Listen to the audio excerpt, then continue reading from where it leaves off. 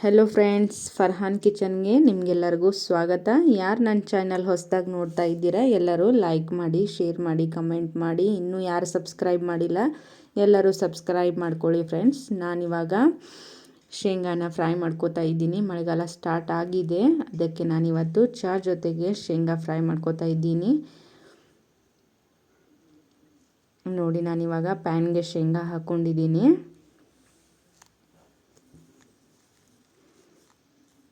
ಇದನ್ನು ಆಗಾಗ ಸ್ಪೂನ್ಲೇ ಮಿಕ್ಸ್ ಮಾಡ್ತಾ ಹೋಗಬೇಕು, ಇಲ್ಲಾಂದರೆ ಕೆಳಗಡೆ ಎಲ್ಲ ಹೊತ್ತು ಬಿಡುತ್ತೆ.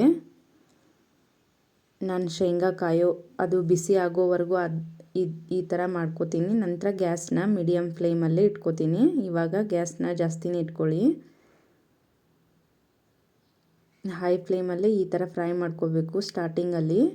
ನಂತರ ಇದನ್ನು ಮೀಡಿಯಮ್ ಫ್ಲೇಮಲ್ಲಿ ಇಟ್ಕೊರೋಣ. ಇನ್ನೂ ಶೇಂಗಾ ಫ್ರೈ ಆಗಿಲ್ಲ, ಅದು ಕಲರ್ ಚೇಂಜ್ ಆಗಿಬಿಡುತ್ತೆ. ಆವಾಗ ನಾವು ಮೀಡಿಯಮ್ ಫ್ಲೇಮಲ್ಲಿ ಇಟ್ಕೊಂಡು ಫ್ರೈ ಮಾಡ್ಕೊರೋಣ. ಅದೇ ಥರ ನೋಡಿ ಫ್ರೆಂಡ್ಸ್, ಇವಾಗ ಶೇಂಗಾ ಫ್ರೈ ಆಗ್ತಿರೋ ಹಾಗೆ ನಮ್ಮೆಲ್ಲರ ಪರಿಶ್ರಮವು ಒಂದಿನ ಖಂಡಿತವಾಗಲೂ ಫಲ ಕೊಟ್ಟೇ ಕೊಡುತ್ತೆ. ಇವಾಗ ಒಂದು ಅರ್ಧ ಫ್ರೈ ಆಗಿದೆ ಇದು. ನಾನು ಅದಕ್ಕಾಗಿ ಗ್ಯಾಸ್ ಫ್ಲೇಮ್ನ ಮೀಡಿಯಮ್ ಫ್ಲೇಮಲ್ಲಿ ಇಟ್ಕೋತೀನಿ, ಇಲ್ಲಾಂದರೆ ಜಾಸ್ತಿ ಹೊತ್ತು ಬಿಡುತ್ತೆ. ಶೇಂಗಾ ಕ್ರಿಸ್ಪಿಯಾಗಲು ಟೈಮ್ ಬೇಕು, ಹಾಗೆ ಜೀವನದಲ್ಲಿಯೂ ಕೂಡ ಒಳ್ಳೆಯದಾಗಲು ಸ್ವಲ್ಪ ಟೈಮ್ ಬೇಕು. ಹಾಗಂತ ನಾವೆಲ್ಲ ಸುಮ್ಮನೆ ಕೂತ್ಕೊಳಕ್ಕಾಗಂಗಿಲ್ಲ. ಚಿಕ್ಕ ಚಿಕ್ಕ ಪ್ರಯತ್ನಗಳು ಜೀವನದಲ್ಲಿ ದೊಡ್ಡ ಯಶಸ್ಸನ್ನ ತಂದುಕೊಡುತ್ತೆ. ಇವಾಗ ಶೇಂಗಾ ನೋಡಿ ಈ ಥರ ಫ್ರೈ ಆಗ್ತಾ ಇದೆ.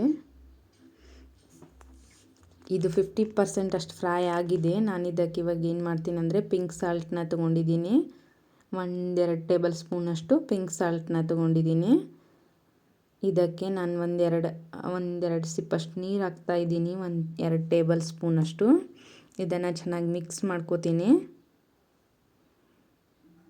ಈ ಥರ ನೋಡಿ ಚೆನ್ನಾಗಿ ಮಿಕ್ಸ್ ಮಾಡ್ಕೊಳ್ಳಿ. ನೋಡಿ, ಇವಾಗ ಶೇಂಗಾ ಈ ಥರ ಕಲರ್ ಚೇಂಜ್ ಆಗಿದೆ. ಅದರೊಳಗೆ ನೀರು ಹಾಕ್ಕೊಂಡು ಇದನ್ನು ಚೆನ್ನಾಗಿ ಮಿಕ್ಸ್ ಮಾಡ್ತಾ ಇದನ್ನು ಫ್ರೈ ಮಾಡ್ಕೋಬೇಕು.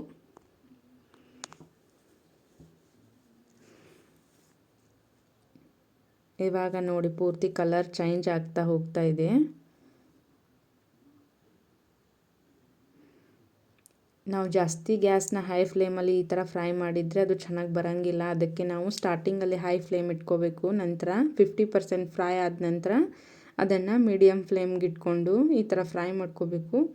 ನಾನು ನೋಡಿ ಲಾಸ್ಟಲ್ಲಿ ಕಾಟನ್ ಬಟ್ಟೆ ತೊಗೊಂಡು ಈ ಥರ ಇದನ್ನು ಮಿಕ್ಸ್ ಮಾಡ್ತಾ ಇದ್ದೀನಿ. ಇದು ಸೇಮ್ ಠೇಲಾ ಸ್ಟೈಲಲ್ಲೇ ಇದು ಫ್ರೈ ಆಗ್ತಾ ಇದೆ. ಇದನ್ನೆಲ್ಲ ಮನೇಲಿ ಮಾಡ್ಕೊಂಡು ತಿಂದರೆ ಇನ್ನೂ ಟೇಸ್ಟಿಯಾಗಿರುತ್ತೆ.